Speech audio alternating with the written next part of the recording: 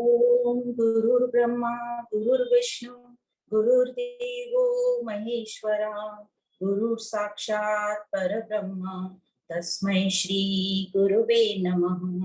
तस्मै श्री गुरुवे नमः। आप सभी को प्रणाम। हम पढ़ रहे हैं विवेक चूड़ामणि। हमने श्लोक नंबर 338 तक कर दिया था।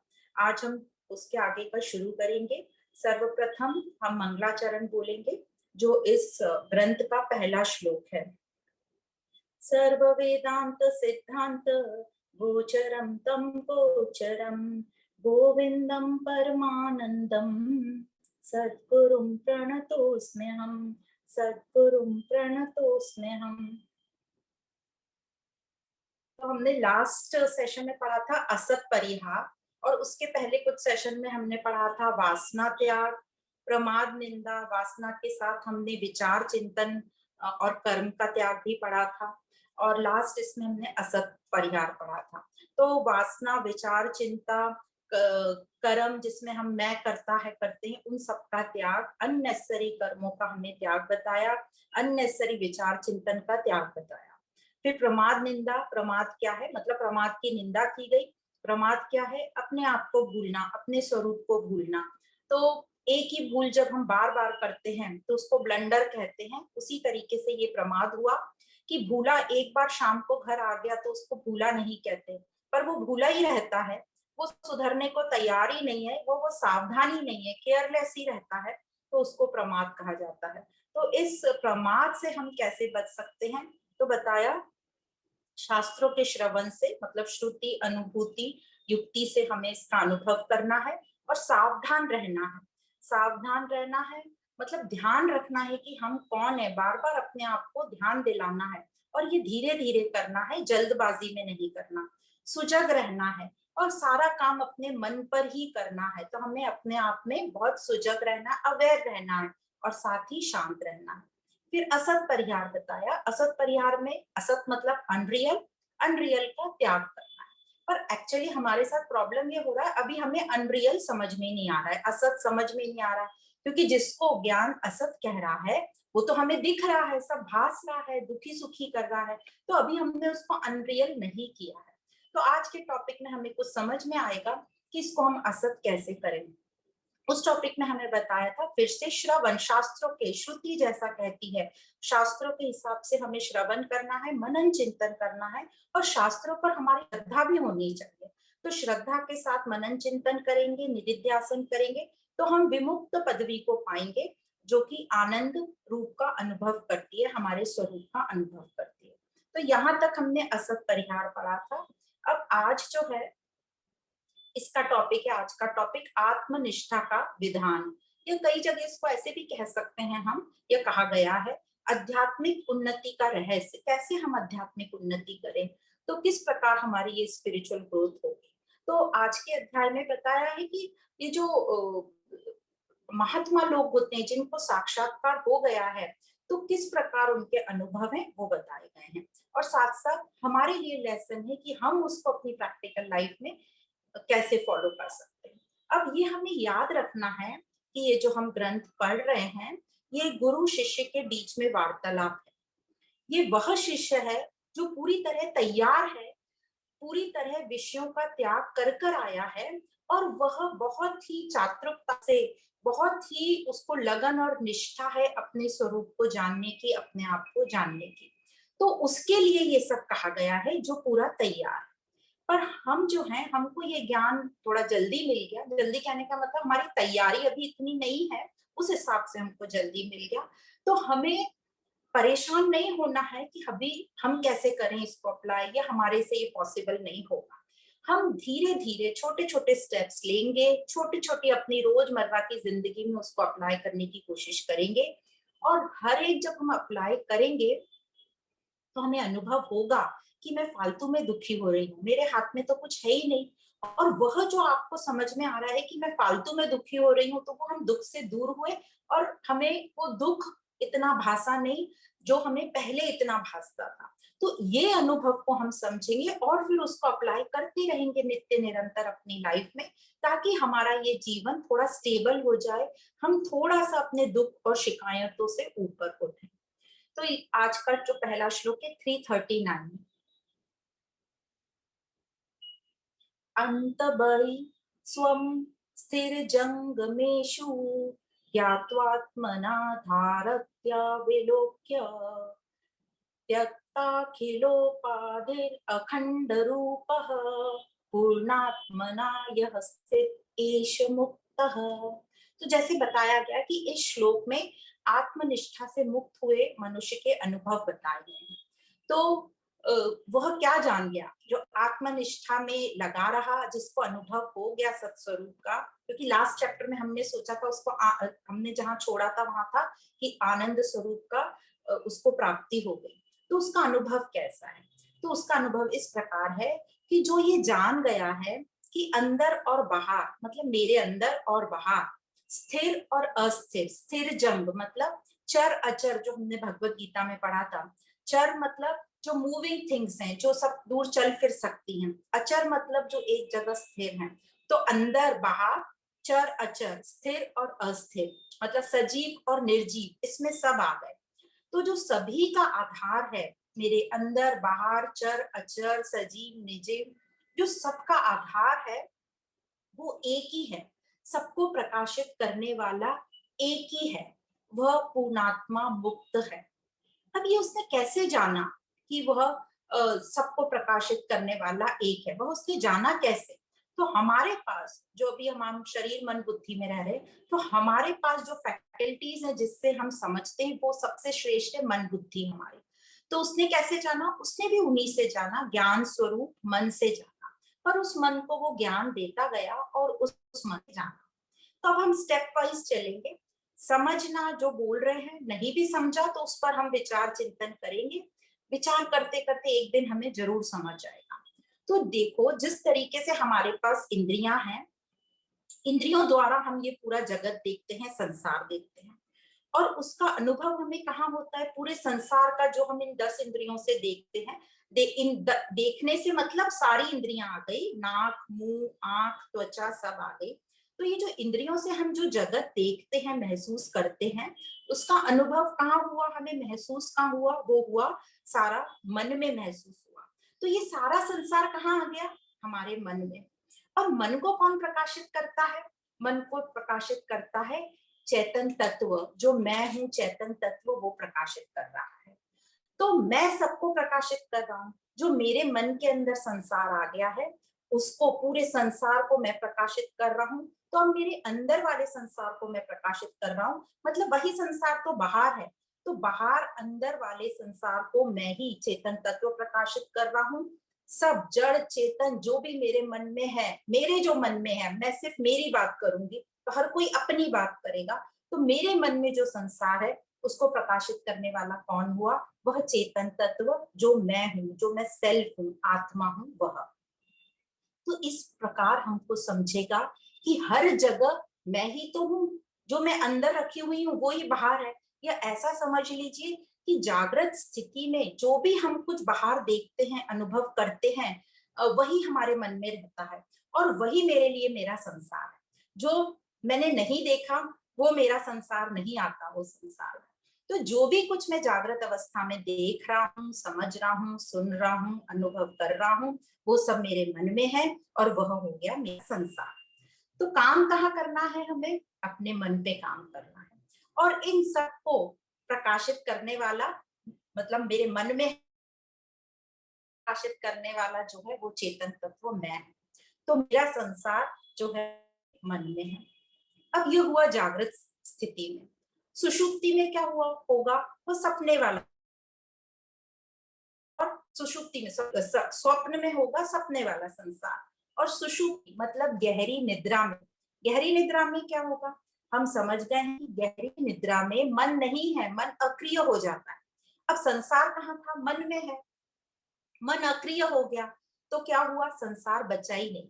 गहरी नींद में संसार बचा ही नहीं। पर मैं जो चेतन तत्व है वह हमेशा रहता है। जिसको हमने पहले अहम पदार्थ करके पढ़ा था, वो हमेशा रहता है। तो इस प्रकार हमें विचार करते रहना है, तो एक ना एक दिन हमें अवश्य समझ में आएगा, रोज हमें कुछ ना कुछ समझ में आता जाएगा और हमें ये समझ में आएगा कि जो मेरे मन में नहीं है, मेरे लिए संसार नहीं है। तो इस संसार को सत्ता कौन दे रहा है? इस संसार को सत्ता दे रहा है मेरा मन, और मन को प्रकाशित कर रहा है वो चेतन तत्व एक ही, और वही सबका मूल है, वही सबका आधार है।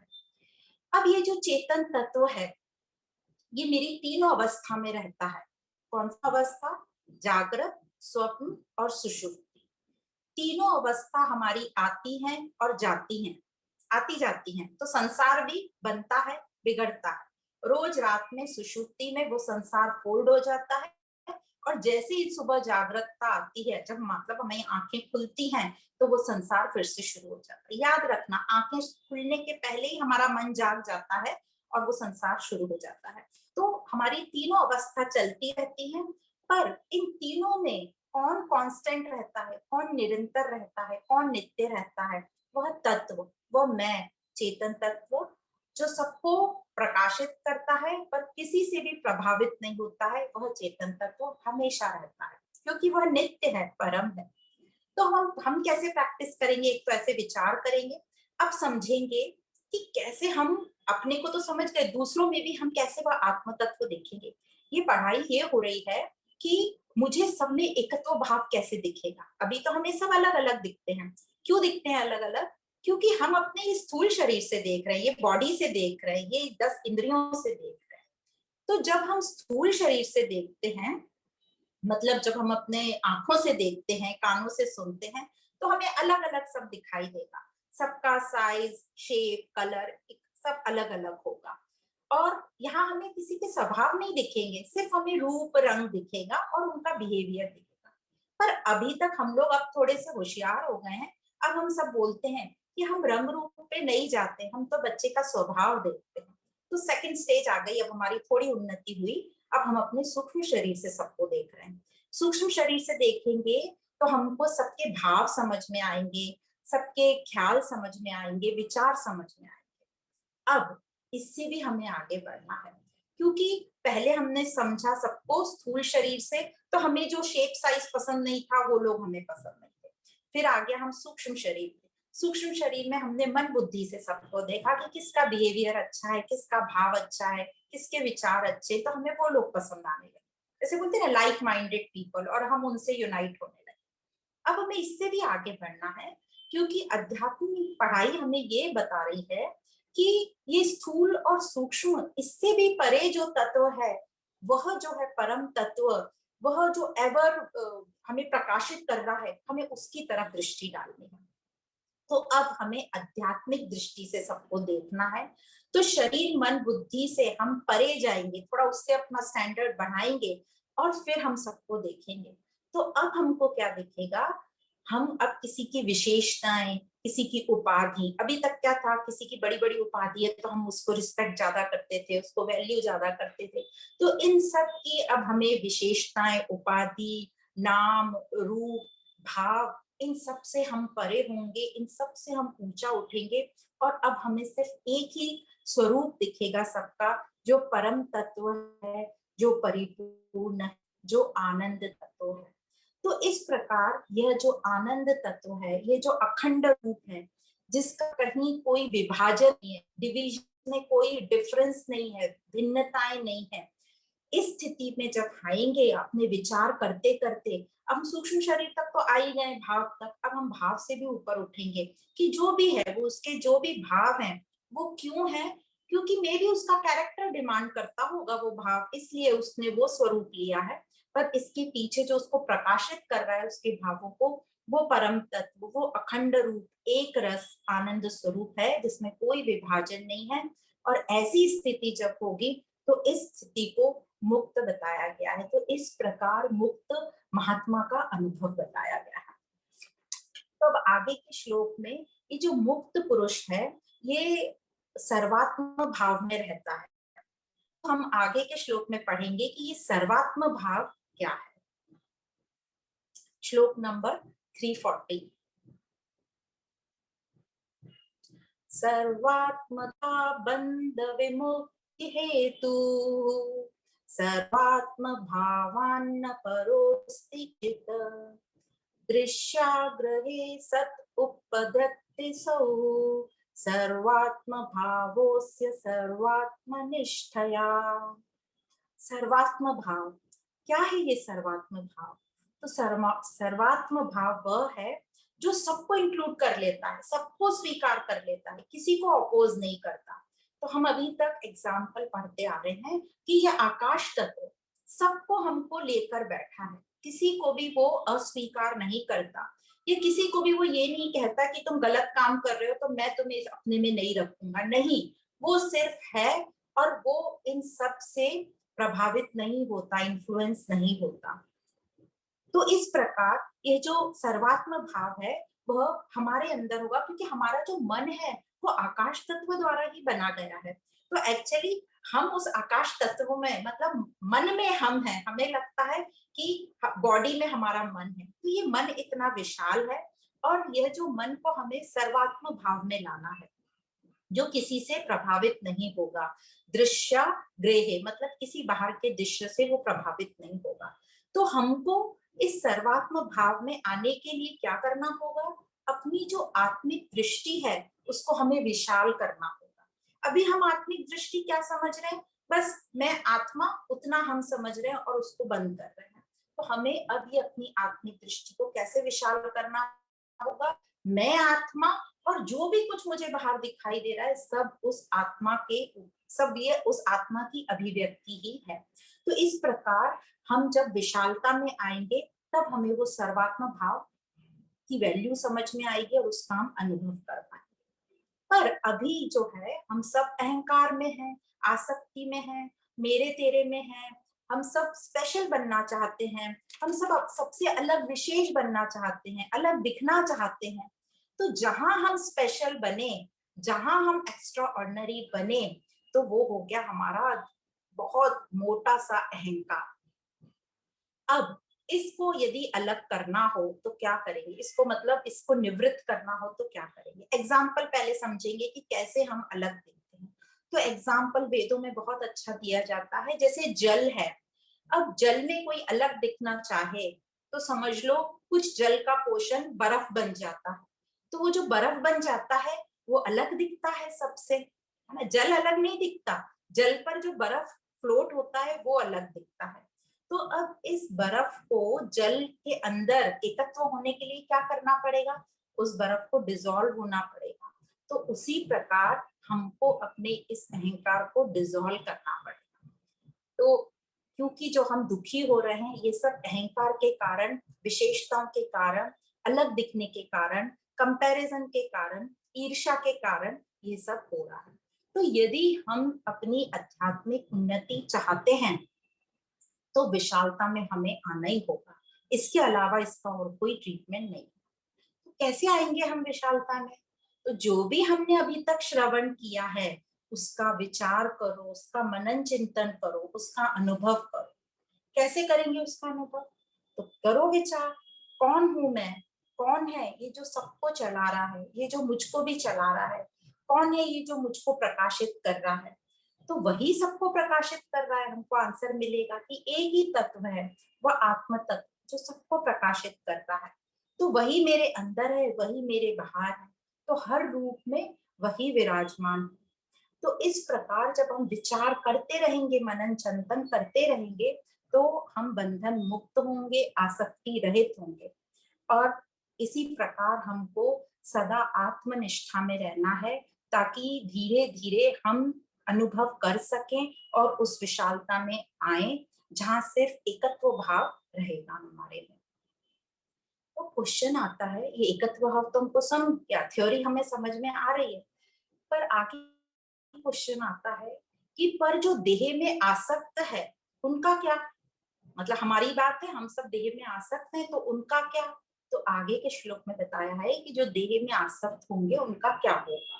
तो श्लोक नंबर है 341।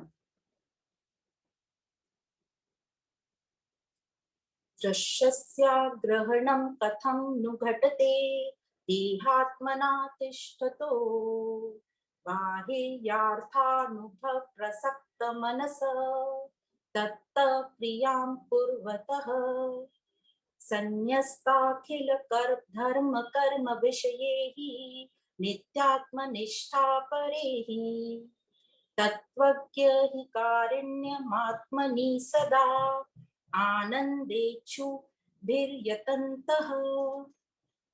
तो पहली लाइन बोल रहे हैं दृश्यास्था ग्रहणम, मतलब वो पूछ रहे हैं बाहर संसार से कैसे छूट सकता है, कौन कैसे छूट सकता है, जिसको देह आ सकती है, जो सब कुछ अपनी देह को ही मानता है। तो हम सब का भी यही हाल है।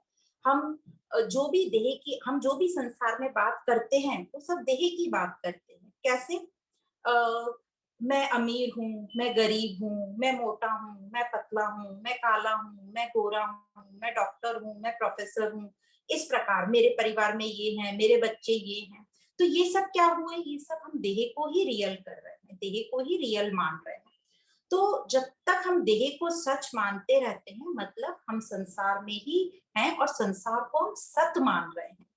तो उन लोगों से यह संसार नहीं छूटता, क्योंकि उनको फिर इच्छाएं होंगी, फिर इच्छाएं होंगी तो लोभ मोह क्रोध ईर्ष्या लालच ये सब जो है सबकी सब साइकिल में चलते रहेंगे।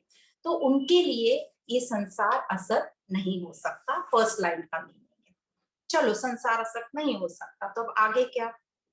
तो आगे की लाइन में कहा है संसार उनको इतना सत लगता है कि वे संसार में ही उलझे रहते हैं, देह में ही आसक्त हैं। फिर रोज मन में नई नई इच्छाएं उपलब्ध आती हैं, फिर उन इच्छाओं को पूरी करते हैं, फिर और उनसे नई इच्छाएं पैदा होती हैं, नए विचार होते हैं। तो फिर वो कैसे इस संसार से छूटेगा? तो ये हुआ दूसरी लाइन का मीनिंग। तो तीसरी लाइन में उन्होंने कहा है पर अब क्वेश्चन आता है, अब ऐसा व्यक्ति संसार से कैसे छूटेगा, मतलब हमारी बात है। तो आगे उन्होंने कहा जो नित्य आनंद के इच्छुक हैं ऐसे साधक, मतलब हम सब, क्यों हम सब हैं आनंद के इच्छुक? क्योंकि हम ये ज्ञान लगातार सुन रहे हैं, मतलब हमारे मन में कहीं ना कहीं ये इच्छा है, समझ है कि ये जो जीवन का चक्र चल रहा है, रोज मैं दुखी होती हूँ, मुझे इस अवस्था से बाहर निकलना है। वो अलग बात है, हम इस पे ज्यादा काम नहीं कर रहे, पर हमारा ये विचार है और हमको ये ग्रंथ, ये ज्ञान सुनने को मिल रहा है। मतलब कहीं ना कहीं हमारे में ये जिज्ञासा आई है कि मुझे इन सब से बाहर निकलना है और सत्य को जानना है। तो जो नित्य आनंद के इच्छुक हैं ऐसे साधक को, हम लोगों को धर्म कर्म विषयों को त्यागना है। तो ये धर्म कर्म विषय किसको बोल रहे हैं? ये धर्म मतलब जो अननेसेसरी की हम क्रियाएं करते हैं और हम नाम देते हैं कि हम धर्म के लिए कर रहे हैं। अननेसेसरी जो हम कर्म करते हैं और अननेसेसरी विषयों पर विचार करते हैं और हम बार बार ये बोलते रहते हैं ये तो हम लोगों की भलाई के लिए कर रहे हैं, ये तो लोगों के फायदे के लिए कर रहे हैं। तो ये सब जो हम सेवाएं कर रहे हैं सब अच्छी है, इनमें बुराई कुछ नहीं है, ये करना है। पर ये सिर्फ हमारी फर्स्ट स्टेप है, ये हमारी भक्ति की फर्स्ट स्टेप है। तो ये हमको थोड़ा अनुशासन में लाएंगी, हमारे मन को थोड़ा सा मल से दूर करेंगी। मन में जो हमारी बहुत ज्यादा विक्षेपता और गंध है उसको थोड़ा दूर करेंगी। पर हमें ये समझना है कि ये सिर्फ फर्स्ट स्टेज है भक्ति की। पर इसके परमात्मा की प्राप्ति मतलब अपने को जानना सिर्फ इससे नहीं होगा, हमें इससे आगे बढ़ना पड़ेगा। परमात्मा की प्राप्ति मतलब हमारा आनंद स्वरूप सिर्फ ये कर्म और धर्म करने से हमें प्राप्त नहीं होंगी। ये सब अच्छी हैं, इसे कंटिन्यू रखना है, थोड़ा टाइम पास भी होता है, थोड़ी हमारी फिजिकल एक्सरसाइज भी होती है। पर बहुत अच्छे से हमें इस बात का याद रखना है कि आनंद स्वरूप की प्राप्ति के लिए हमें अपने मन पर ही काम करना पड़ेगा, अपने मन को लय करना पड़ेगा, मनोलय होना पड़ेगा। पर हम सब जो है क्रियाओं में, नियमों में, रीत रिवाजों में इतने अटक जाते हैं कि और इतने सीरियस हो जाते हैं कि हमको लगता है वही सही है, वह नहीं करेंगे तो हमें पाप लगेगा और उसी से हमें परमात्मा की प्राप्ति होगी। और यह हम भूल जाते हैं कि ये साधन है, ये साध्य नहीं है। साधन का भी ये फर्स्ट स्टेप है। तो हमको लगता है यही सब कुछ है और करते करते हम इतने मैकेनिकल हो जाते हैं उसमें कि अपना मेन उद्देश्य मन पर काम करना भूल जाते हैं। तो कई लोगों को लगता है कि नहीं नहीं ऐसा नहीं है, ये कर्म और धर्म ही सब कुछ है। तो उनके लिए रेफरेंस जो है भागवत, जो भक्ति मार्ग वाले बहुत डिटेल में भागवत पढ़ते हैं, तो भागवत में आता है जब विदुर जी वनवास से लौटते हैं, जब युद्ध शुरू हुआ था उसके पहले विदुर जी वनवास चले गए थे और 36 साल उन्होंने वन में रहे। वो जब वो 36 साल बाद तीर्थ यात्रा से लौटे तो 36 साल का उन्होंने वर्णन 36 शब्दों में किया। क्या किया उन्होंने 36 शब्दों में वर्णन? उन्होंने बताया कि भक्ति जो है कैसे उत्तम और मध्यम की भक्ति क्या होती है। तो उन्होंने कहा उत्तमा सहजा अवस्था, मध्यमा ध्यान धारण, अधमा मूर्ति पूजा और तीर्थ यात्रा धमाधमा। मतलब जो सबसे लोएस्ट कैटेगरी की भक्ति हुई वो हुई तीर्थ यात्रा। क्यों हुई वो लोएस्ट कैटेगरी की? अच्छी है, हमें करनी चाहिए, क्योंकि हम वो यात्रा में अपने नियम या परमात्मा को याद कर ही नहीं सकते, क्योंकि हम बहुत सारी दूसरी चीजों में उलझ जाते हैं। और फिर उसके ऊपर की जो कैटेगरी बताई मूर्ति पूजा, और उसके ऊपर की कैटेगरी बताई ध्यान धारणा। तो यहाँ पे हमें वही बता रहे हैं, ध्यान लगाना मतलब अपने मन पर ध्यान रखना, सावधान रहना, सुजाग रहना, अपने मन को बार बार बताना कि तू कौन है। और जब ये ध्यान हमारा पूरा होता है तो हम पहुंच जाते फाइनल स्टेज में, सहजा अवस्था में। सहजा अवस्था मतलब सहजा, ज मतलब जन्म, और सह मतलब जिसके साथ हम जन्मे थे। तो हम किसके साथ जन्मे? मेरे नित्य स्वरूप के साथ, आनंद स्वरूप के साथ। तो उत्तमा जो भक्ति है वो है सहजा अवस्था। तो वो कब आएगी? यह जो जो बताई 4 स्टेप्स, तो इसमें से जो तीर्थ यात्रा वाली है वो हमारी प्राइमरी स्कूल वाली स्टेज है। फिर आती है मूर्ति पूजा वाली, वो है हमारी सेकेंडरी स्कूल वाली स्टेज। फिर आती है हमारी ये ध्यान योग जो हम अपने मन पर काम करते हैं, तो ये आ गई हमारी ग्रेजुएशन डिग्री। और फिर हम सहजा में पहुंचेंगे पोस्ट ग्रेजुएट हमारी डिग्री। तो इस प्रकार ये जो भक्ति के 4 अलग स्टेप्स बताए। तो जब हम अपने धर्म कर्म में इतने डूब जाते हैं, हम इतना ज्यादा उसमें उसमें लग जाते हैं कि पूरा टाइम हमारा क्रोध में निकलता है, ये करना ये नहीं करना, ये हाथ यहाँ लगाना ये हाथ यहाँ नहीं लगाना, इस चीज को ऐसे रखना यहाँ ऐसे करना। तो हम पूरे टाइम उसमें रह जाते हैं, हमारी पूरी फिजिकल एनर्जी चली जाती है उसमें, और हमें वो ध्यान मन पे लगाना, चिंतन, वो मिलता ही नहीं है। मिलता है तो हम इतने थके हुए होते हैं कि हम सो जाते हैं, तो उससे हम मन पे ध्यान लगाना भूल जाते हैं। तो यह बताया कि इस धर्म कर्म को हमें छोड़ना पड़ेगा पूरे वक्त। अब कौन से कर्म, और आगे सुनो, जो पूरे वक्त हम सेवाओं में लगे रहते हैं। तो देखो सेवाएं अच्छी हैं पर एक लिमिट तक, हमें पूरी जिंदगी हम सेवाएं नहीं कर सकते। क्यों? क्योंकि हमारी फिजिकल स्ट्रेंथ भी है। हम जैसे जैसे हमारी उम्र होगी और हमारी वो सेवाएं हमसे बनेंगी नहीं, तो हमारे में विक्षेपता आएगी। तो सेवा थोड़े टाइम करना, अपने मन को शांत करना और आगे बढ़ना। फिर हम सोचते हैं कि बहुत ढोल मंजीरे बजाओ, जोर जोर से भजन करो, वो नहीं है। वो अच्छी है, बहुत अच्छे हैं, टाइम पास के लिए, एंटरटेनमेंट के लिए अच्छा है, पर यह जोर जोर से जब हम करते हैं तो इसको हम आध्यात्मिक सत्संग नहीं बोल सकते। पर लोग बोलते हैं हम सत्संग कर रहे हैं, ये सत्संग नहीं हुआ। जोर जोर से ढोल नगाड़े बजाकर एंटरटेन करना, ये एंटरटेनमेंट हुआ, अच्छा है, बुराई नहीं है इसमें कुछ करने की, पर इससे हमें परमात्मा की प्राप्ति नहीं होगी। फिर क्या करना है?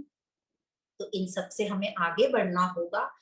ये सब जैसे बताई, ये प्राइमरी की पढ़ाई है, तो हम कब तक प्राइमरी स्कूल में ही रहेंगे? हमें आगे की क्लास में तो जाना पड़ेगा ना। तो हम उसकी तैयारी करेंगे, क्योंकि जो दिव्य स्वरूप जो है हमारा, दिव्यता तो हम है ही, सिर्फ हमें उसको खोजना है।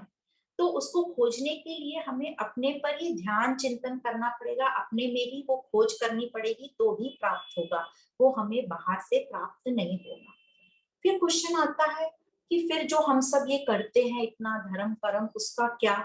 तो ये आपको ही विचार करना है। यदि आपने खुद ने बहुत बढ़ाया है प्रपंच, तो उसको आप धीरे धीरे फोल्ड करो, थोड़ा छोड़ो।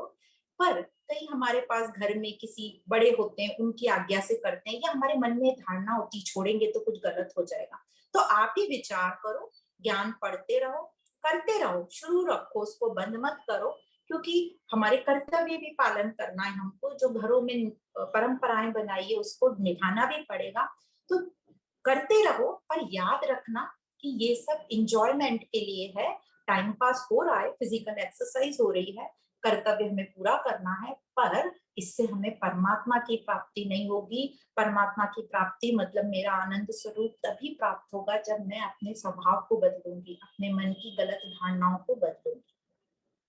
तो कई लोगों का ये क्वेश्चन आता है कि हमने तो ज्ञान सुनकर, मतलब ये तत्व ज्ञान ब्रह्म ज्ञान सुनकर हमने सारी क्रियाएं छोड़ दी। ठीक है, ओके, छोड़ दी हमने, पर अब हमारा मनन चिंतन भी नहीं करते हम तो दोनों तरफ से गए, हमने क्रियाएं भी छोड़ ली, अब हमने मनन चिंतन भी छोड़, हो ही नहीं रहा हमसे। तो यह बात कुछ डाइजेस्ट इसलिए नहीं होती क्योंकि यदि आपने वो क्रियाएं छोड़ी हैं मनन चिंतन करने के लिए और आप मनन चिंतन नहीं कर रहे हो, इसका मतलब आपने आलस के कारण ही वो क्रियाएं छोड़ी हैं जबरदस्ती। ये बहुत ही प्रमादी बात है, मतलब ये आलस की बात है, आप सावधान नहीं है। तो क्रियाएं आपको पूरी नहीं छोड़नी है, यदि आपको आपका मन नहीं है तो करते रहो, उनमें लगे रहना, पर अच्छे से समझ लेना कि इससे मुझे क्या प्राप्ति हो रही है और मुझे अपने मन को कैसे चेंज करना है। अब जब हम कुछ नहीं करते हैं, ऐसा भी होता है जब क्रियाएं छूट जाती हैं और हमारी बहुत जिंदगी की आदत है, हमारी 25-30 साल की, 50 साल की, कि हम सेवाओं में लगे रहते हैं, और जब हमने वो सेवाएं छोड़ दी होती हैं, हम मनन चिंतन कर रहे हैं पर हमें समझ नहीं आता क्योंकि हमारी आदत है क्रिया करने की। तो जब हम खाली बैठ जाते हैं तो हमको लगता है हम कुछ नहीं कर रहे। तो ऐसा नहीं समझना, आपका जो खाली मन है उसको बार बार अपने सही सच से बांधो, मतलब सत्संग से बांधो, फिर मनन चिंतन करो, विचार करो, उसको सही जगह पर लगाओ। तो इस प्रकार हमको समझ कर जो है अपनी जो गाड़ी है उसको पटरी पे लाना है। कब तक हम अपनी गाड़ी को पटरी के नीचे चलाते रहेंगे? हम सब जानते हैं जब भी ट्रेन पटरी से नीचे उतरती है तो हमारा मन कितना ऊपर नीचे होता है। तो उसी प्रकार हमारी गाड़ी जो है अभी पटरी से नीचे उतरी हुई है, उसे हमें ट्रैक पे लाना पड़ेगा, और कोई नहीं लाएगा हमारे लिए, हमको ही मेहनत करके अपनी गाड़ी को पटरी पर लाना होगा। कैसे लाएंगे? तो ये तत्व ज्ञान से जो है अपनी निष्ठा बढ़ाओ। तो जो हमें लगता है नहीं हो रहा, हमसे नहीं हो रहा है, ये बोलना छोड़ो और करो काम उस पर, अपनी निष्ठा को बढ़ाओ, अपनी लगन श्रद्धा को बढ़ाओ, अपने उद्देश्य को बार बार याद रखो कि मैं कौन हूँ, मैं आनंद स्वरूप हूँ, वही पाना मेरा उद्देश्य है। तो जब हम इस अपनी आत्मनिष्ठा पे तत्पर रहेंगे, जो श्लोक की आखिरी लाइन बोलती है, जब हम आत्मनिष्ठा पे तत्पर रहेंगे और इस जो बाहर का दृश्य प्रपंच है और जो मेरे अंदर, वही अंदर है मेरे, उस दृश्य प्रपंच को मुझे प्रयत्न पूर्वक बंद करना है, बात करना है, उसको असत साबित करना है। क्योंकि जब तक हम ये मन इसमें रहेगा बाहर के दृश्य में, तो वो यही विचार करता रहेगा कि उसको ये कभी विचार नहीं आएगा कि मैं कौन हूँ। वो बाहर के दृश्य में रहेगा तो बाहर के ही विचार करेगा कि इसको खाने पे बुलाना है, इसको यहाँ भेजना है, ये गाड़ी का ऐसा करना है, मेरे घर की मरम्मत कराना है। तो जब तक हमारा मन बाहर के दृश्यों में रहेगा, वो प्रपंच में रहेगा, उसको ये विचार आएगा ही नहीं कि मैं कौन हूँ, मेरा उद्देश्य क्या है, ये जीवन में आने का हमारा उद्देश्य क्या है। तो ये क्वेश्चन जरूर आना चाहिए हमारे मन में। तो कई लोगों को हमने देखा कि वो सोचते हैं कि ये तो 50 साल 60 साल के बाद करने की चीज है। तो 50-60 साल के बाद तो हमारी इंद्रियां बहुत वीक हो जाती है, पता भी नहीं हम कब तक रहेंगे। और जो छोटे रहते हैं उनको लगता है कि ये अभी अभी हम बहुत छोटे हैं इसको करने के लिए। तो जो बीच के एज वाले जैसे हम लोग हैं, वही बच्चे हैं ये ज्ञान के लिए। तो हमने अपने इस ज्ञान को, जो हमें ये बहुत अच्छा मौका मिला इस ज्ञान को समझने का, तो हमने इस ज्ञान को लेना है, अनुभव करना है और अपने लाइफ में इसको अप्लाई करना है। क्योंकि दिव्य आनंद रूप तो हम हैं ही, हमें उसे कहीं से बाहर से लाना नहीं है। तो वो वाली फिजिकल मेहनत हमें नहीं करनी है। बस हमें ये जो असत जो हमें दिखाई दे रहा है, सब जो बाहर भास रहा है, उसको हमें हटाना है। मतलब हम जो दिव्य स्वरूप है ही, उसे हमें प्राप्त करना है, प्राप्त से प्राप्ति, उसको हमें डिस्कवर करना है, उसकी हमें खोज करना है। तो मुझे अपने आप की ही खोज करनी है, अपने स्वरूप की खोज करनी है। अब देखो हमारी छोटी सी चीज यदि गुम जाती है, कहीं रख देते, तो हम पूरी ताकत लगाते हैं उसको ढूंढने में। तो अब हमें ध्यान रखना है कि हम अपने स्वरूप को क्यों नहीं ढूंढे। तो यही हमारी जिद होनी चाहिए कि हम अपने स्वरूप को ढूंढें, जिस प्रकार हम अपनी वस्तुएं ढूंढते हैं। तो जब हमें ये समझ आ जाता है कि हमें अपने स्वरूप को खोजना है, तो हम श्रवण जब करेंगे तो फिर मनन चिंतन भी बहुत अच्छे से करेंगे और निधिध्यासन करेंगे। तो कैसे अब हमें खोज करनी है? श्रवण हम कर रहे हैं, पर कई बार श्रवण करते करते हमें ऐसा लग रहा है, मनन चिंतन भी हमने किया, हमने कर्म धर्म भी छोड़ दिए, छूट गए, छोड़े क्या हमने, पर हमें अभी भी वह ठीक से अनुभव नहीं हो रहा है। तो हम लोगों को ये शिकायत होती है कि हम श्रवण मनन भी कर रहे हैं, निधिध्यासन, पर हमें अनुभव नहीं हो रहा है। तो कैसे अनुभव करेंगे इसको? तो ये अनुभव कैसे करेंगे, ये आगे के श्लोक में बताया गया है। तो श्लोक नंबर 342।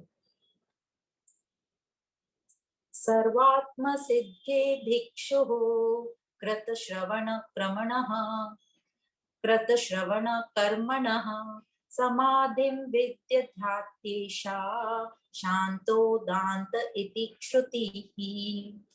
तो यहाँ बोल रहे हैं, जिनका श्रवण मनन पूरा हो गया है, जिन्होंने अपने सारे कर्म उपासना सब कर ली हैं, वो भी पूरे हो गए हैं, पर अभी तक उनको अनुभव नहीं हुआ है। किसका अनुभव नहीं है? वो एकत्व भाव का अनुभव नहीं हो रहा है। तो ये जो सर्वात्म भाव का एक्सपीरियंस, यह नहीं हुआ है। जानकारी सब है, जैसे अभी हमें सब जानकारी हो गई है, पर अनुभव नहीं हुआ है। जानकारी तो बहुत हमें मिल गई है, पर हम उसको एक्सपीरियंस ही नहीं कर पा रहे। मैं हूँ मूल तत्व, ये भी समझ में आ गया है, पर उसको हम एक्सपीरियंस नहीं कर पा रहे। तो ऐसे लोगों को क्या करना है? तो यहाँ पे वर्ड आया श्रुति। श्रुति कहती है, तो कौन श्रुति कह रही है यहाँ पे? यहाँ पे ये श्लोक के कुछ वर्ड्स लिए हैं बृहदारण्यक उपनिषद से। तो उसमें ऐसा कहा गया है कि जिन्होंने अपने सारे कर्म और उपासना कर ली है पूरी, जिनका श्रवण मनन चिंतन भी हो गया है, पर उन्हें सर्वात्म भाव का जो है एक्सपीरियंस नहीं हो रहा है, अनुभव नहीं हो रहा है, तो उनके लिए सर्वात्म भाव की सिद्धि के लिए एक ही तरीका है, समाधि। समाधि की प्रैक्टिस करना है, समाधि बताना है। समाधि मतलब हमें ध्यान योग करना है, योग करना। योग मतलब उससे अब हमारा कनेक्शन हमें क्रिएट करना है। तो हम देखेंगे कि हमने ध्यान योग भगवत गीता में पढ़ा था। कौन सा अध्याय था? छठा अध्याय, आत्म संयम योग, जिसको ध्यान योग भी कहा जाता है। तो 6 अध्याय में हमें ध्यान योग पढ़ाया गया था। पहले के 5 अध्याय हमें कर्म बताया, उपासना बताई, और फिर हमें पूरा तैयार कर दिया, और वो 6 अध्याय में हमें ध्यान योग बताया गया। और यहाँ विवेक चूड़ामणि में ये शायद 8वां प्रकरण चल रहा है, श्लोक 342, मतलब 341 श्लोक के बाद अब हमें ध्यान समाधि बताया गया। समाधि मतलब ध्यान योग। तो ये सब क्या था जो अभी तक हम पढ़ रहे थे इतना? ये सब थी हमारी प्रिपरेशन इस ध्यान योग के लिए।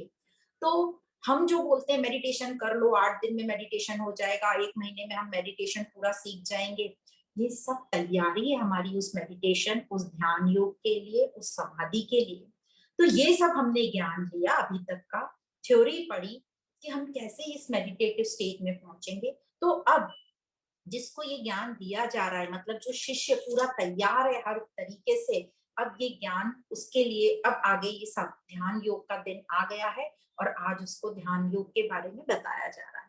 तो हम भी ये मानेंगे, हम भी इसको समझेंगे कि हम इस ध्यान योग को अपनी लाइफ में कैसे प्रैक्टिस करेंगे। तो इस प्रकार यहाँ बताया कि एकत्व भाव के अनुभव के लिए, मतलब सर्वात्म की सिद्धि के लिए क्या करना है? समाधि। तो समाधि अब हमारा है नेक्स्ट स्टेप, ध्यान योग। कौन तैयार है उसके लिए? तो बताया जिसकी अभी तक की पूरी तैयारी हो गई। तो जो अभी तक इतना जो ज्ञान दिया था, जो पूरा उसमें तैयार हो गया, जो वो प्रमाद से दूर हो गया, वासना विषय चिंता को छोड़ने को तैयार है, जिसने असत को त्याग दिया है, ये तैयार है त्यागने को। तो कौन है वो? तो पहला बोला भिक्षु। भिक्षु मतलब जो विषय चिंतन जिसने छोड़ दिया हो या बिल्कुल तैयार है छोड़ने के लिए।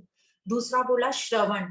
श्रवण मतलब ये जो हम वेदों का श्रवण कर रहे हैं, जिसने पूरे शास्त्र वेदों को श्रवण कर लिया। श्रवण के साथ साथ मतलब मनन चिंतन जिसका हो गया, जिसको वो अच्छे से समझ में आ गया। फिर आता है मतलब जिसका मैं करता जो खत्म हो गया, जो समझ गया कि मैं कोई करने वाला नहीं हूँ, मैं तो निमित्त मात्र हूँ, तो इस प्रकार से उसके कर्म भी खत्म हो गए, क्योंकि वो मैं करने वाला नहीं, फिजिकली वो कर रहा होगा पर उसका ये भाव मैं करता हूँ समाप्त हुआ। तो जिसका श्रवण हो गया है, जो भिक्षु है। और फिर बताया शांता दांता इति, मतलब हमारी वो षट संपत्ति बताई, शम दम, शांत मतलब शम, शम मतलब मन को शांत करना, दांत मतलब दम, इंद्रियों को शांत करना। फिर तीसरी है उपरामता, उपरति, मतलब मन को सभी भावों से पकड़कर अपने पास लेके आना, अपने स्वरूप में लाना, सभी वस्तु विषयों से मन को पूरी तरह हटाना। फिर था तितीक्षा, तितीक्षा मतलब धीरज रखना। तितीक्षा हमने बहुत डिटेल में पढ़ा है भगवत गीता के सेकंड अध्याय में भी, और यहाँ भी पहले कुछ श्लोकों में हमने पढ़ा। तितीक्षा मतलब संयम में रहना, धीरज में रखना, वो सहन शक्ति हमारे में आए। तो सहन शक्ति, एक हम बोलते हैं तो बुरा फील होता है, नेगेटिव फील होता है कि अरे हम बेचारे सहन कर रहे हैं, तो वो नहीं, सहन पूरे समझ के साथ बैलेंस में रह के हमें वो सहन शक्ति डेवलप करनी है। फिर आता था श्रद्धा, श्रद्धा मतलब हमारे में पूरा विश्वास, जो हम शास्त्र पढ़ रहे हैं उन पर विश्वास, उन पर श्रद्धा, लगन और निष्ठा के साथ जब हम काम करते हैं, मतलब अपने उद्देश्य के प्रति, अपने को जो जान रहे हैं वो हमारा उद्देश्य है, उसके प्रति हमारी लगन, निष्ठा, विश्वास, ये सब जब होंगे तो वो कहलाएगी श्रद्धा। और उस जो हम साधन को पाने के उद्देश्य से निकले हैं, उस साधन का जो साध्य है, उसका जो साधन है, मतलब जो उसका रास्ता है जो हमने चुना है, उसके प्रति भी हमें लगन और श्रद्धा होगी, तब हम आगे बढ़ेंगे। और फिर छठा था समाधान, समाधान मतलब सेटिस्फेक्शन, तृप्ति की भावना। किसमें तृप्ति होनी चाहिए? जो भी हमारे पास, हमें जो भी मिला है उसमें मेरी तृप्ति, उसमें मेरा समाधान। तो ये सब की तैयारी, तो 6 वो षट संपत्ति हुई, और 2 नई बातें बताई। भिक्षु मतलब जो एकदम तैयार है, और श्रवण मतलब जिसका ये सब श्रवण हो कर लिया है, जिसको जानकारी प्राप्त हो गई है, जो मनन चिंतन कर लिया है, अब बस निध्यासन के लिए तैयार है, और करता भी है वो थोड़े थोड़ा निध्यासन अपने में। तो हमें अब ये समाधि के लिए हम हो गए पूरे तैयार। अब ये समाधि कहाँ लगानी है हमें? जहां हो, जब हो, जैसे हो, वहां आप समाधि लगा सकते हो।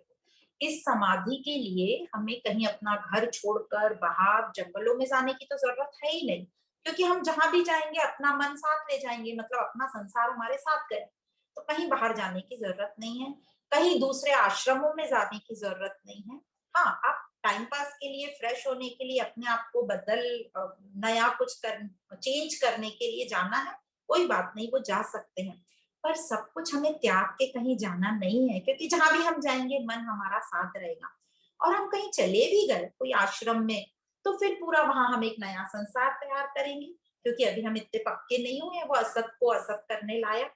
तो फिर हमारा अहंकार आएगा, फिर वो पूरा साइकिल तैयार हो जाएगा। तो अब इस अहंकार को फिर हम कैसे हटाएंगे? तो ये आगे के श्लोक में बताया है, श्लोक नंबर 343। आरूढ़ शक्तेर्हमो विनाशः कर्तुं न शक्य सहसापि पंडितैः ये निर्विकल्पाख्य समाधि निश्चला है तानंतरानंत भवाहि वासनाः। तो अहंकार के ऊपर बता रहे हैं कि ये जो हमारा अहंकार है, ये अज्ञान के कारण है, और ये जल्दी नहीं छूटता, ये हमारे साथ बहुत लंबे से आ रहा है, इसलिए बहुत पक्का है।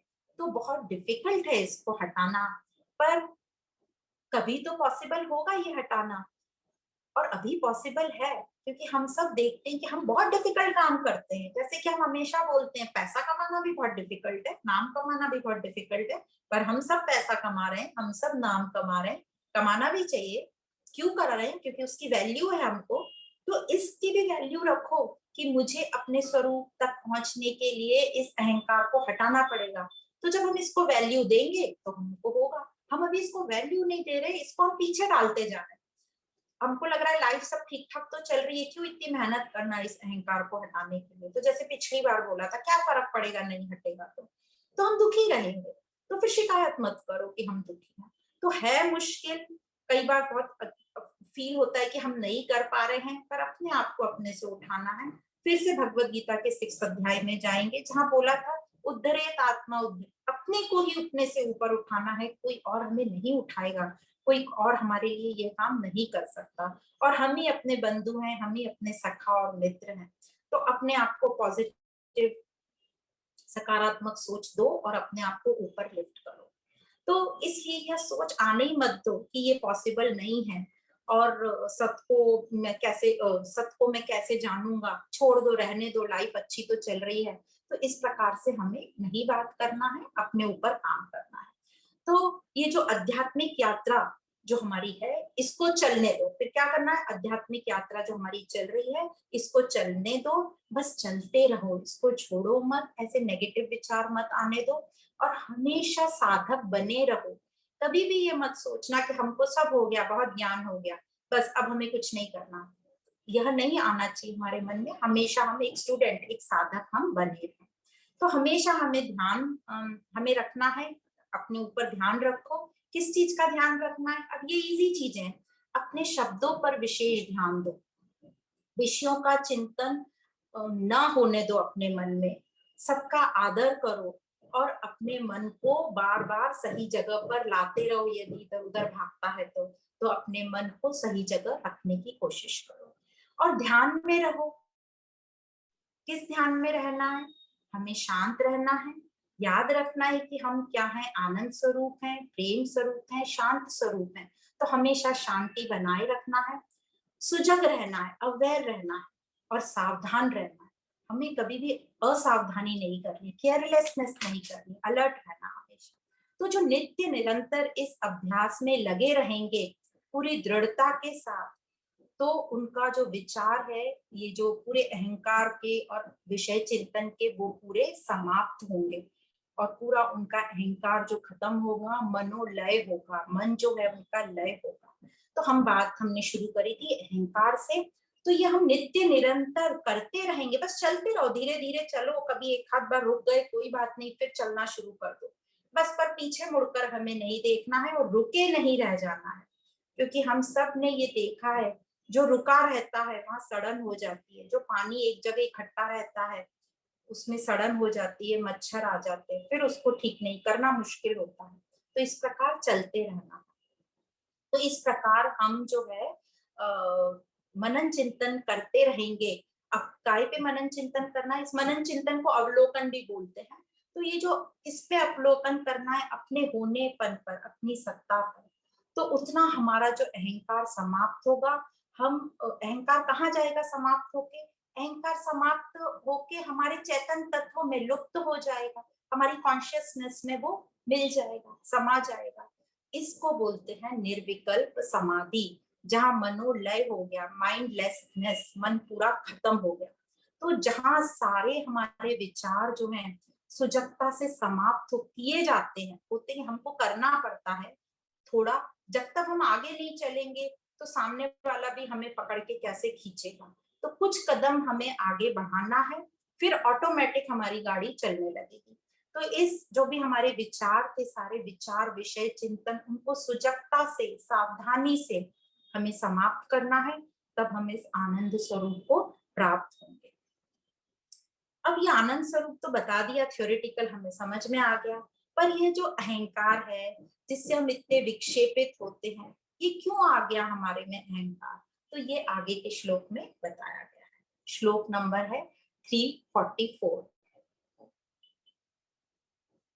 अहम बुद्ध्येव मोहिन्या योजयित्वा वृतेर्बलात् विक्षेप शक्ति पुरुषम विक्षेपयति तद्गुणैः। तो कैसे आया अहंकार, फिर से हम रिवाइज करेंगे। अज्ञानता से, तमोगुण के कारण हमारी बुद्धि में अहंकार आ गया, और हम अपने ही सत्स्वरूप को जान नहीं पाए। इसके चलते हमारा जो मन है विचलित परेशान होने लगा, और विचलित परेशान होकर वह क्रिया रूप रजोगुण की विक्षेप शक्ति उत्पन्न हो गई हमारे अंदर। तो आवरण शक्ति हुई अज्ञान, और उसके चलते हुई विक्षेप शक्ति, क्योंकि मन हम भूल गए अपने आप को। तो जब हम अपने आप को भूल जाते हैं तो दूसरी चीजों को पकड़ने लगते हैं। तो ये दूसरी चीजें हुई हमारी अनात्म वस्तुएं, उसको ही हम अपना आत्म रूप मान लेते हैं। तो यह मन बुद्धि, ये हमारी मन बुद्धि का स्वभाव ही है कि कुछ हमें नहीं मिला तो हम जो है उसी को हम पकड़ के अपना मानने लगते हैं। ये हुई हमारी विक्षेप शक्ति, मतलब ये हमारी इमेजिनेशन, हमारी कल्पना हुई। और फिर उससे हमें कुछ सुख मिलता नहीं तो हम दुखी रहते हैं, क्योंकि वो सब परिवर्तनशील है। तो हम अपने खुद को ही जान ही नहीं पा रहे। तो जब हमने अपने आप को अपने को नहीं जाना और अपने को हमने कुछ और मान लिया, उसमें हम मोहित हो गए। और उसी को कहते मोहित हो गए, मतलब जो मिथ्या, जो नहीं था उसको हमने अपना मान लिया। तो मिथ्या मतलब असत को हमने रियल मान लिया। तो इसलिए हमारा मन परेशान होने लगा। तो अज्ञान आवरण शक्ति हुआ, उसके चलते हमारे मन में विक्षेप शक्ति डेवलप हो गई, क्योंकि मन का ये स्वभाव है विक्षेपित होना। तो विक्षेप शक्ति ने क्या किया, जो असत था उसको पकड़कर आत्मा जानने लगे। अब जो असत को हमने पकड़ लिया और उसी में मोहित हो गए, तो जब असत हमें रियल लगने लगा, और इसलिए अब हम दुखी होने लगे, क्योंकि वो तो असत है पर हमने मान लिया रियल है। जैसे कोई हमने सोने की ज्वेलरी, जैसे कोई हमारी आर्टिफिशियल ज्वेलरी को हमने समझ लिया रियल है और बहुत साल तक संभाल के रखा, और जब हमारे पास क्राइसिस हुई, हम उसे बेचने गए, हम बहुत खुश थे कि हमारे पास तो इतना सोने के जेवर पड़े, और जब हम सुनार के पास गए तो उसने बोला सब नकली है, तो कितना दुख होगा हमें। सेम चीज हमारे साथ हो रही है, तो हम बहुत दुखी और मन परेशान, दुखी के साथ परेशान हो रहे हैं। तो हर एक मनुष्य के अपने दुख हैं, अपने अपने हिसाब से सबके दुख आते हैं जाते हैं, सबका टाइमिंग अलग अलग होता है, सबकी दुख की मात्रा भी अलग अलग होती है, दुख की क्वालिटी किस भी अलग अलग टाइप की होती है। तो वह निर्भर करता है सबकी अपनी अपनी वासनाओं पर, मतलब जो भी हमारे पहले की लाइफ हो, अभी की लाइफ है, जो भी हमने कर्म किए हैं और जो प्रारब्ध से अभी हमारे सामने आ रहे हैं, तो इससे हम विक्षेपित हो रहे हैं, मोह में आ रहे हैं। अब समझ में आ गया हम विक्षेपित हो रहे हैं। तो अब इस विक्षेप की निवृत्ति कैसे होगी, वो आगे के श्लोक में बताया गया है। श्लोक नंबर है 345। विक्षेप शक्ति विजयो विषमो विधातुम निःशेषमावरण शक्ति निवृत्य भावे दिग्दृश्ययो स्फुटप्यो जलवत् विभागे नशयेत दावरन्मात्मनि च स्वभावात् निःसंशयेन भवति प्रतिबन्ध शून्यो विक्षेपणं नहिं तदा यदि चेन्द्रशार्थे। तो वो कह रहे हैं विक्षेप शक्ति की निवृत्ति तभी होगी जब आवरण शक्ति की पूर्ण निवृत्ति होगी, क्योंकि अज्ञान पहले आया है, तो अज्ञान के कारण विक्षेप शक्ति आई है। मतलब अज्ञान के कारण हम असत को सत समझने लगे, तो अज्ञान का निवारण हमें पहले करना है। तो यह कब होगा, ये जब होगा जब ठीक प्रकार से हम दृग दृश्य विवेक को जानेंगे, जब हमारा दृग दृश्य विवेक जागृत होगा। तो हमने आत्मा अनात्मा विवेक में पहले पढ़ा पंचकोश विवेक, कि पांचों कोश मैं नहीं हूं, वो मुझे विवेक जागृत करना है, तो वो नहीं हूं, मैं इनसे अलग हूं। अब ये दूसरा आया है दिग दृश्य विवेक। वेदों में दिग दृश्य विवेक से ही समझाया जाता है। तो क्या है ये दिग दृश्य विवेक, जैसे शब्द ही समझा रहे हैं। दृग मतलब दृष्टा, देखने वाला, और दृश्य मतलब जो हमें सबको दिखाई दे रहा है। तो ये हो गया दृग और दृश्य। जब इसका विवेक हमें जागृत हो गया, मतलब दृग मतलब देखने वाला, और दृश्य मतलब मैं जिसको देख रहा हूँ, तो ये दिग दृश्य में जब हमें सत असत का ठीक से समझ में आ जाएगा, इसका हमें दिग और दृश्य दोनों का डिफरेंस क्या है वो समझ में आ जाएगा। मतलब फाइनली वो हमें सत और असत बता रहे हैं। देखने वाला मैं, दृक दृष्टा, और जो सत है, और जो दृश्य जो है ये असत है। तो इसका ज्ञान हमें क्लियर होना, तो अब हमें दिग दृश्य विधि से समझाएंगे। तो ये जो दिग दृश्य विवेक होने से क्या होगा, हमारी आवरण शक्ति समाप्त होगी। आवरण मतलब अज्ञान, तो विक्षेप शक्ति पैदा ही नहीं होगी मन द्वारा। तो आवरण समाप्त हो गई, विक्षेप शक्ति समाप्त हो गई। पर ये कहना बहुत इजी है, पर करना डिफिकल्ट है। कितना डिफिकल्ट है ये करना, ये उतना डिफिकल्ट है जितना दूध को दूध और पानी के मिक्सचर में से निकालना मुश्किल है। पर ये हो सकता है यदि हमारी बुद्धि उतनी प्रज्ञावान हो गई है, क्योंकि एक पक्षी है जो दूध और पानी को अलग अलग कर लेता है, तो हम भी कर सकते हैं। अब कैसे करेंगे ये?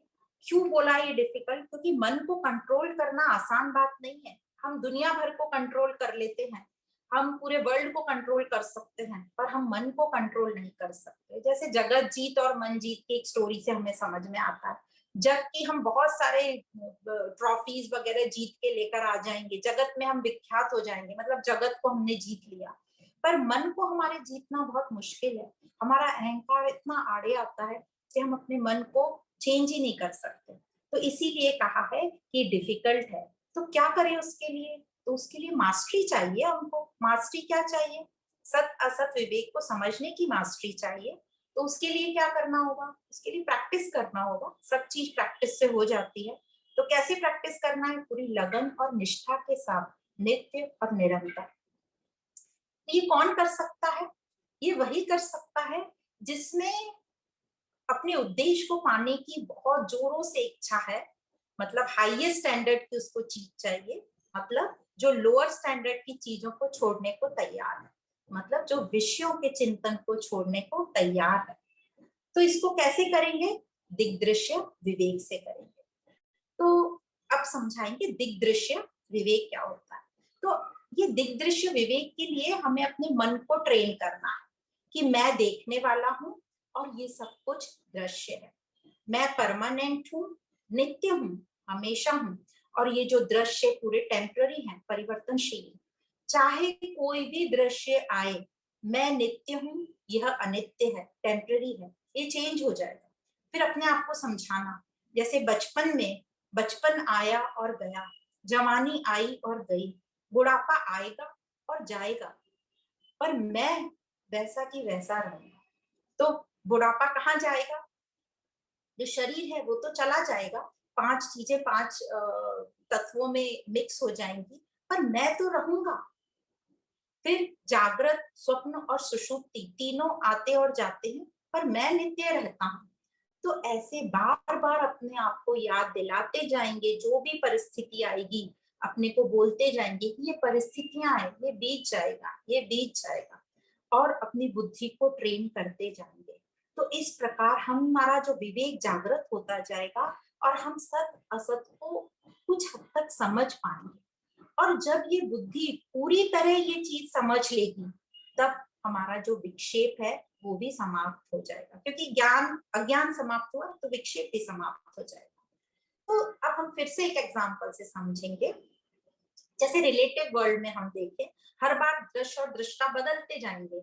सापेक्षता में हम देखें तो हम लोअर कैटेगरी से, विषयों से शुरू करेंगे और हम अपने चैतन्य स्वरूप तक आएंगे। तो जब हम विषयों, संसार में तो अनगिनत चीजें हैं, अनगिनत, हम सोच भी नहीं सकते। तो अनगिनत चीजें हैं विषय, तो वो विषय हुए दृश्य। पर विषयों को देखने वाली, हमारी ये महसूस करने वाली, ये हमारी 10 इंद्रियां। तो हमारी 10 इंद्रियां हुई दृष्टा, और ये जो सारे विषय, मल्टीपल चीजें हुई दृश्य। अब ये इंद्रियां अभी तक दृष्टा हैं, पर जब मन आ जाता है तो मन दृष्टा बन जाता है और ये इंद्रियां दृश्य बन जाती हैं। तो इंद्रियां 10 हुई और मन एक ही है, जो पसंद नापसंद, मैं ये करूं वो करूंगा, मैं ऐसा करूंगा, पास्ट प्रेजेंट फ्यूचर में जाएगा, तो वो मन एक ही, जो सब ये जो भी इंद्रियों से देख रहा है उसके ऊपर पसंद नापसंद कर रहा है। तो अब मन बन गया दृष्टा और इंद्रियां बन गई दृश्य। अब जब बुद्धि आ जाती है इसके साथ, तो मन बन जाएगा दृश्य और बुद्धि बन जाएगी दृष्टा। तो बुद्धि हो गई दृष्टा। तो बुद्धि सिर्फ डिसाइड कर रही है ये करना है, ये नहीं करना है। तो यदि हमारी बुद्धि संसारिक बुद्धि है तो उस हिसाब से डिसाइड करेगी, ये डिसीजन मेरे लिए सही है, ये डिसीजन मेरे लिए नहीं है। पर यदि बुद्धि हमारी इतनी भी नहीं, छात्रा कोई, तो जो हमारे लिए गलत है उसको डिसाइड करेगी, अरे खा लो ना कुछ ज्यादा, क्या फर्क पड़ता है। पर यदि हमारी बुद्धि कुशाग्र है, प्रज्ञावान है, तो वो सही गलत डिसीजन लेगी। तो बुद्धि हो गई दृष्टा और मन हो गया दृश्य। अब बुद्धि, ये बुद्धि को कौन प्रकाशित कर रहा है? तो बुद्धि के पीछे भी है चेतन तत्व। तो ये चेतन तत्व हो गया दृष्टा और ये जो बुद्धि हो गई उसके सामने दृश्य।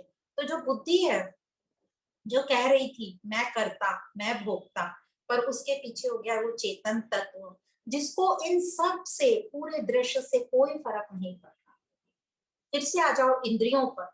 तो जब इंद्रियां होती, विषय जो इतने चल रहे हैं, विषय हमारी इंद्रियों इंद्रियों को विषयों से कोई फर्क नहीं पड़ता, उसमें कितने भी विषय कम ज्यादा हो। जैसे हमारी आंख ले लो, आपने एक कलर रखा लाल कलर, तो ठीक है देख रही है वो, इसके साथ साथ आपने 4 कलर और ऐड कर दिए, तो आंखों को कोई भारी नहीं पड़ा, जैसा देख रहा है वैसा वो दिख रहा है। तो हर जगह आप देखना, दृष्टा जो है उसको कोई चीज भारी नहीं पड़ती, वो सबको संभाल लेता है अपने अंदर। उसी प्रकार जो चेतन तत्व है वो अपने को सबको अपने अंदर संभाल लेता है और किसी से भी वो प्रभावित नहीं होता। तो फाइनली हुआ जो दृष्टा, वह है हमारा चेतन तत्व। अब जब हमें यहाँ तक जागृतता आ जाती है, समझ आ जाती है कि मैं ही दृष्टा हूं और यह सब दृश्य मुझ में ही है, मुझसे ही प्रकाशित हो रहे हैं, और सभी दृश्यों में मैं हूं, मतलब अंदर बाहर सब जगह मैं हूं, क्योंकि मैं ही सबको प्रकाशित कर रही हूँ। तो मैं ही हूँ, मैं ही चैतन्य सबका आधार हूँ, और मैं चैतन्य किसी से भी प्रभावित नहीं होता, इन्फ्लुएंस नहीं होता। तो इस प्रकार जब हमारा विवेक जागृत होगा तो हमारा आवरण शक्ति मतलब अज्ञान और विक्षेप शक्ति मतलब जो हमारी गलत धारणाएं हो गई थी वो दोनों समाप्त होंगे, और मैं अपने चैतन्य स्वरूप को जान लूंगा, उसको प्राप्त होगा। इस तरीके से हम जान लेते हैं कि मैं चैतन्य ही सब में हूँ, सब में मैं ही बसता हूँ। तो मैं ही हूँ जो सब जगह मुझे दिखाई दे रहा है। तो जो कण कण में भगवान है, ऐसे हमें बात समझ में आएगी। अब जब मैं ही सब में हूँ तो ना तो किसी से मुझे विक्षेपता आएगी, ना मुझे किसी से ईर्ष्या होएगी, और न ही मुझे किसी से संशय रहेगा, डाउट रहेगा, क्योंकि मैं ही हूँ तो मुझे मुझसे क्या विक्षेपता आएगी। तो इस प्रकार जो श्लोक की एक लाइन थी, निसंशयेन भक्ति प्रतिबंध शून्य, मतलब ये सारे मेरे संशय खत्म होंगे। और जिस प्रकार स्वप्न से जागने पर हम सपने में जो हमने परिवार देखा था या जो लोग देखे थे, जागने पर हम उनको याद नहीं रखते, ना ही उनसे मिलने की कोशिश करते हैं। तो इसी प्रकार आत्मज्ञान से जब हम जागृत होंगे तो हमारे मन बुद्धि में जो भी गलत धारणाएं थी वो सब शून्य हो जाएंगी, प्रतिबंध शून्य। तो गलत धारणाएं सब शून्य होंगी, और जागृत को जैसे ही हम जागृत होंगे तो ये जो विषय वस्तु थे वो मृषा ये थे, मतलब वो असत हमें साबित होंगे। वो अब हम उन्हें असत करेंगे। अभी तक तो वो हमें असत नहीं लग रहे थे, हमें भास रहे थे, हमें रियल लग रहे थे, पर वो थे नहीं। अब हम उनको असत करेंगे। तो अब ये जो क्वेश्चन हमें आता है, वो असत थे फिर हमें दिख क्यों रहे हैं? तो ये दिख रहे हैं इसीलिए सारी प्रॉब्लम आ रही है। तो ये दिख रहे हैं हमारी विक्षेप शक्ति के कारण, और ये दिख रहे हैं पर है नहीं, इसी को बोलते हैं मिथ्या। मतलब जो है नहीं पर दिख रहा है, जो अनरियल है पर हमें रियल दिख रहा है। पर अब हमें ये मालूम है कि वो रियल नहीं है, वो सत्य नहीं है। तो फिर वो क्या है? क्योंकि असत तो अभी तक हमने नहीं किया है, हमें सिर्फ थ्योरी पता है कि वो असत है, पर हम असत क्यों नहीं उसको बोल सकते? क्योंकि हमें वो अनुभव हो रहा है, हमें फील हो रहा है, हमें दुख हो रहा है, हमें पूरा संसार दिख रहा है, कौन मुझे दुखी कर रहा है, कौन मुझे खुशी कर रहा है। तो मैंने अभी तक उसको असत हम नहीं बोल सकते कि वो नहीं है। तो मतलब वो अभी हमें अनुभव हो रहा है, वो भी एक्सपीरियंस हमको हो रहा है, तो एक्सपीरियंशियल है, वो अनुभव हो रहा है, हमें फील हो रहा है। तो वो सत्य और असत के बीच की कैटेगरी में अभी हम हैं, जहां वो हमें मिथ्या सब दिखाई दे रहा है। जैसे इंद्रधनुष हमें किसी एक कंडीशन में दिखाई देता है, रोज नहीं दिखाई देता। जब पानी की बूंदें और सूरज की किरणें एक प्रॉपर एंगल पर मिलती हैं तब हमें वो इंद्रधनुष दिखाई देता है। जो मिराज मतलब जो हमें वो मृग माछिका जो दिखती है दूर से, सड़क पर पानी दिखता है, पास जाओ नहीं होता है, वो भी एक रात में नहीं दिखती, वो दोपहर के टाइम दिखती है। तो ये सब कंडीशनिंग के कारण हमें वो मिथ्या दिख रही थी। तो वो रियल भी नहीं है, अनरियल भी नहीं है, मिथ्या दिख रही थी हमें अभी, क्योंकि अभी हमने उसको असत किया नहीं है। क्योंकि सत क्यों नहीं है? क्योंकि वो चेंजेबल है। तो असत अनरियल मतलब वो नहीं है, वो अभी हमने किया नहीं है, तो अभी वो हमें मिथ्या दिख रहा है, अभी हमें सब दिख रहा है, तो इसको कहते हैं मिथ्या। पर हमने इंद्रधनुष और मृग मारीचा को समझ लिया तो हम उन्हें लेने को दौड़ते नहीं है, पर अभी हमने इस संसार को मिथ्या नहीं समझा है, उसकी हमें प्रैक्टिस करनी। अब हमें जब ये ज्ञान मिल जाता है तो ये जो हमें मिथ्या दिख रहा था वो असत हो जाता है, नॉन अनरियल, नहीं एग्जिस्ट करता। तो ऐसे हमारा विवेक के दिग दृश्य जो है ये जागृत होता है, पर ये प्रैक्टिस से ही हमें समझेगा, जब हम इसकी निरंतर प्रैक्टिस करते रहेंगे। तो आगे के श्लोक में इस दिव्य दृश्य विवेक को और बताया है, वो सुनते हैं क्या बोला है। श्लोक नंबर है 346। सम्यक् विवेक स्फुट बोध जन्यो विभज्य दृग्दृश्य पदार्थ तत्वम् छिन्नति माया कृत मोह बंधम यस्मात् विमुक्तस्य पुनर्न संसृति। तो बोल रहे हैं जब ये तत्व ज्ञान से यह विवेक जागृत हो जाएगा, यही विवेक हमने पढ़ा था भगवत गीता के 13वें अध्याय में क्षेत्र क्षेत्रज्ञ योग, जिसके द्वारा हमने समझा था आत्मा और अनात्मा, सत और असत को हम ठीक प्रकार से समझ पाते हैं।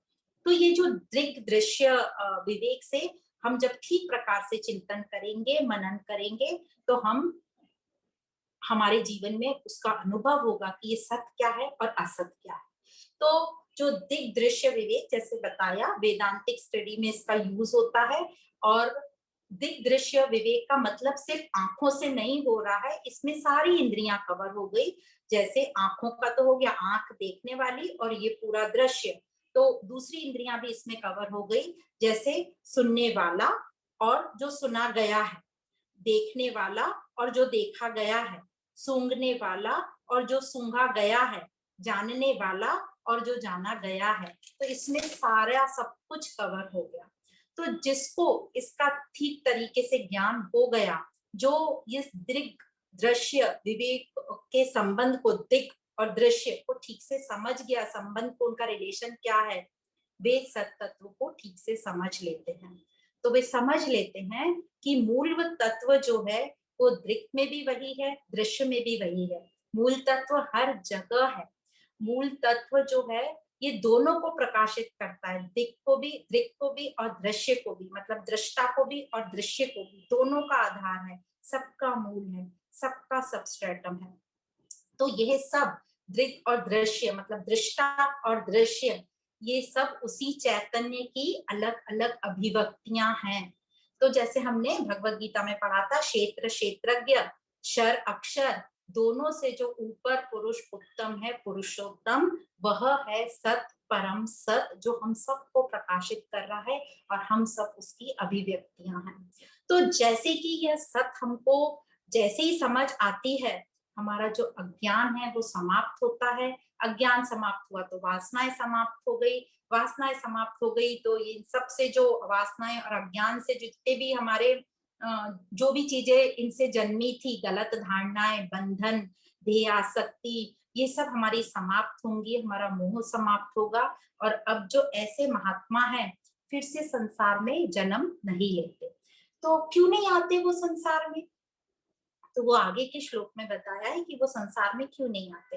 पर हमें थोड़ा आइडिया है, हमने पढ़ा है कि वो क्यों नहीं आते, क्योंकि अविद्या के कारण जो है हम अपने को भूल गए थे। हम अपने को भूल गए तो विक्षेप शक्ति के कारण ये सब मोह, मिथ्या, माया आ गई और हम गलत धारणा में जी रहे थे।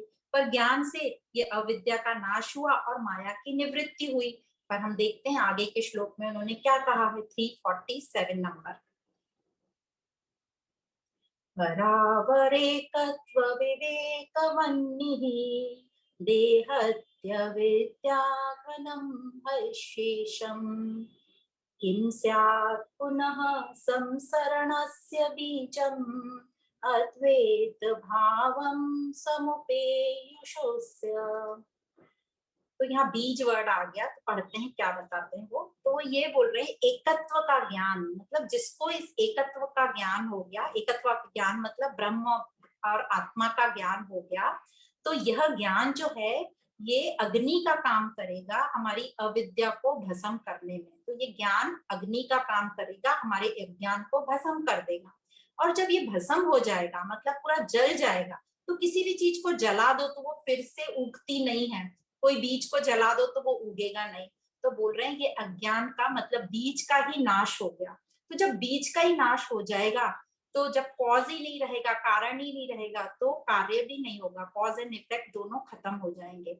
मतलब बीज नहीं रहेगा तो वृक्ष नहीं होगा, मतलब ये शरीर नहीं आएगा। और शरीर ही ये पूरा अविद्या के कारण ही मनुष्य को यह संसार प्राप्त हुआ, संसार रूपी वृक्ष ये शरीर से।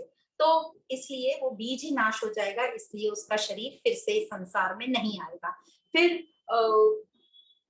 फिर जो है अनात्मा को हम, जब मनुष्य को ये ज्ञान हो जाएगा और उसका बीज ही नाश हो जाएगा, तो जितना भी टाइम फिर उसका इस देह में बाकी है प्रारब्ध अनुसार वो बिताएगा, पर उसका बीज नाश हो जाने के कारण कोई वासना या बाकी नहीं रह गई है, तो फिर वो इस संसार में आएगा ही नहीं। आएगा ही नहीं तो कुछ अनात्मा वस्तुओं से उसका फिर ये जो लिप्त तो होना होगा ही नहीं, मतलब अज्ञान भी समाप्त हो गया, विक्षेप शक्ति भी समाप्त हो गई। तो कई लोगों को ये लगता है कि फिर ये जो बड़े बड़े महात्मा इनको बीमारियां कैसे हो जाती हैं, तो जैसे कि ये बताया वो शरीर की प्रारब्ध है, वो प्रकृति का है, इससे उनके चैतन्य स्वरूप को कोई फर्क नहीं पड़ रहा। तो जो भी हमारे पहले जन्मों की प्रारब्ध होगी शरीर की, वो अपना प्रकृति की है, तो वो टाइम लेके जाएगी, पर उनका जो मन है वो आनंद स्वरूप और साक्षात्कार मतलब अपने आप में शांत स्वरूप रहेगा।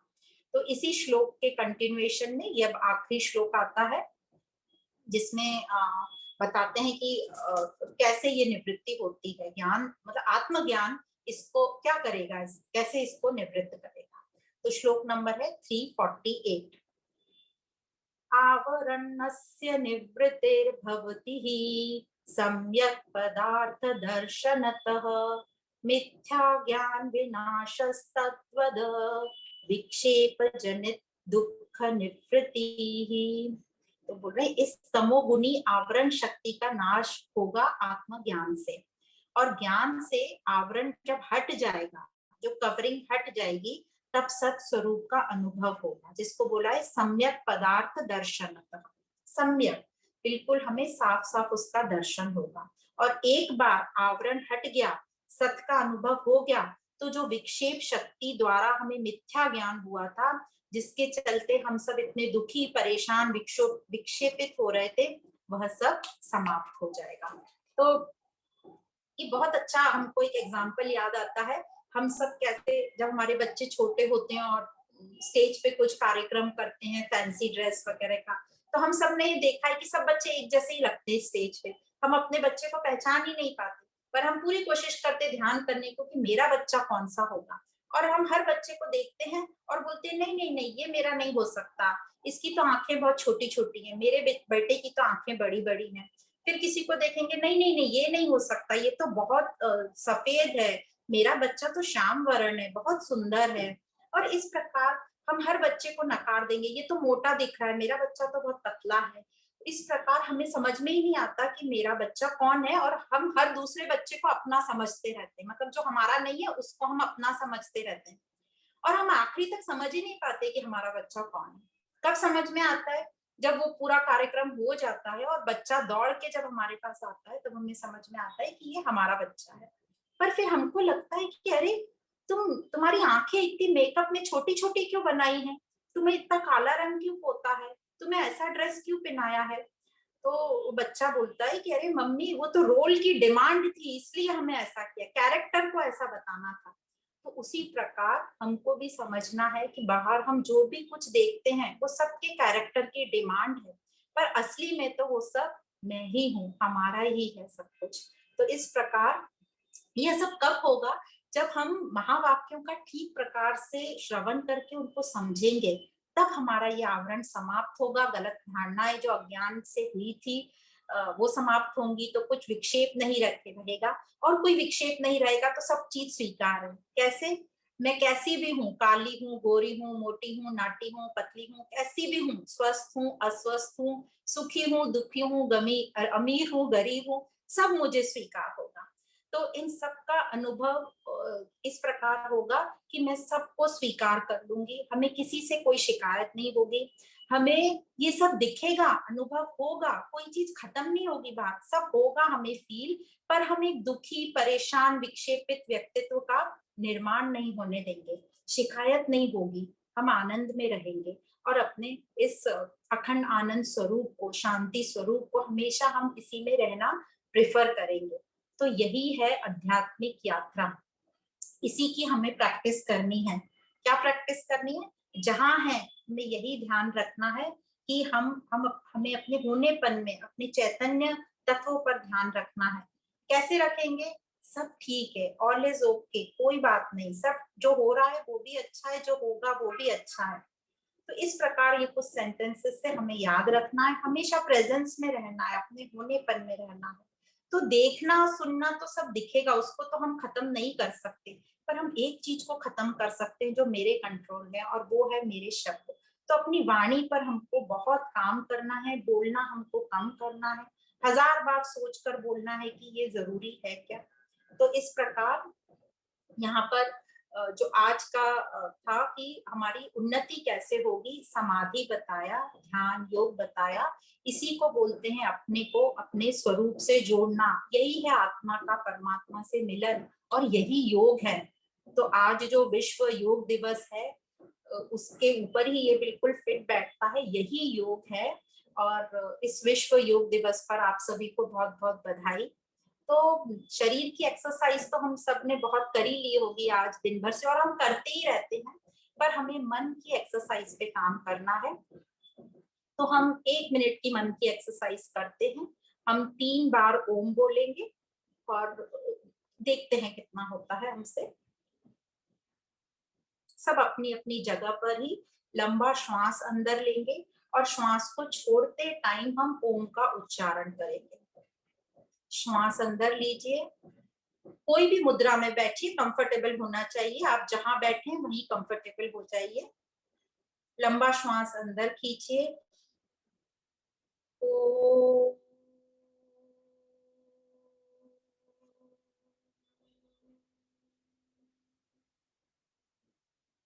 लंबा श्वास अंदर खींचिए,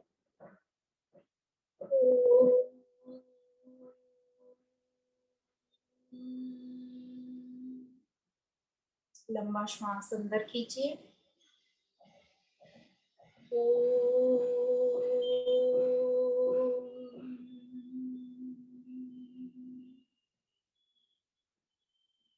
हमने देखा कि हमारा मन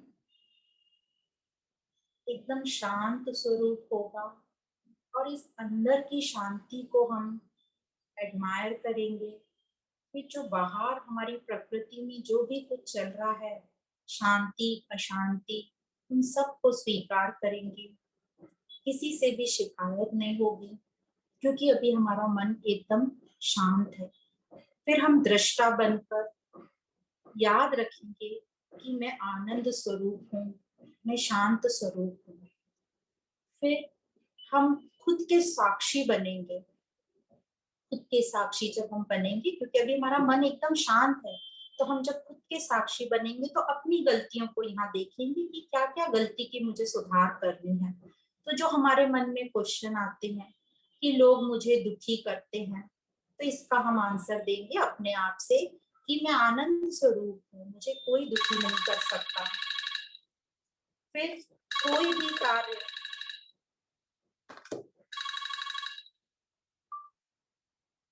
कोई भी कार्य मुझे शिकायत होती है कि मेरे हिसाब से नहीं चल रहा है, तो हमें आंसर यही देना है कि कुछ भी हमारे हिसाब से नहीं चलेगा, ये समष्टि के लेवल पर चल रहा है, तो ये परमात्मा की मर्जी है, और परमात्मा की मर्जी मुझे स्वीकार है, मैं उसे खुशी खुशी स्वीकार करूँ। फिर हमें भय होता है। किसका भय होता है? अपने वालों को खोने का, अपने शरीर को खोने का।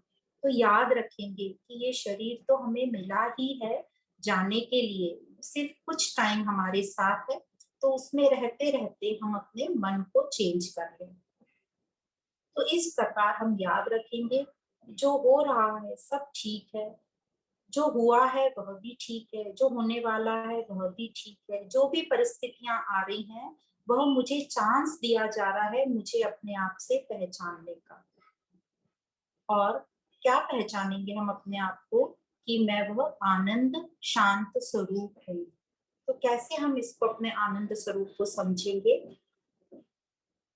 तो रोज सुबह हम स्मरण करते रहेंगे, अपने आप को याद दिलाते रहेंगे कि मैं वही आत्मा हूँ जो सबके हृदय में विराजमान है, जो सबको प्रकाशित कर रही है।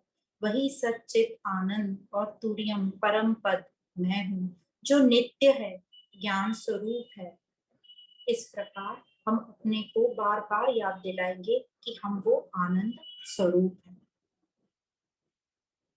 शांति और आनंद के साथ हम धीरे धीरे अपनी आंखें खोलेंगे और हम परमात्मा को धन्यवाद देंगे कि अब हम दिन भर के लिए जो भी परिस्थितियां मेरे सामने आएंगी उसका सामना करने के लिए तैयार हैं। धीरे धीरे अपनी आंखें खोलेंगे। सभी को धन्यवाद। ओम पूर्णमद पूर्णमिदं पूर्णात् पूर्णमुदच्यते पूर्णस्य पूर्णमादाय पूर्णमेवावशिष्यते। ओम शांति शांति शांति।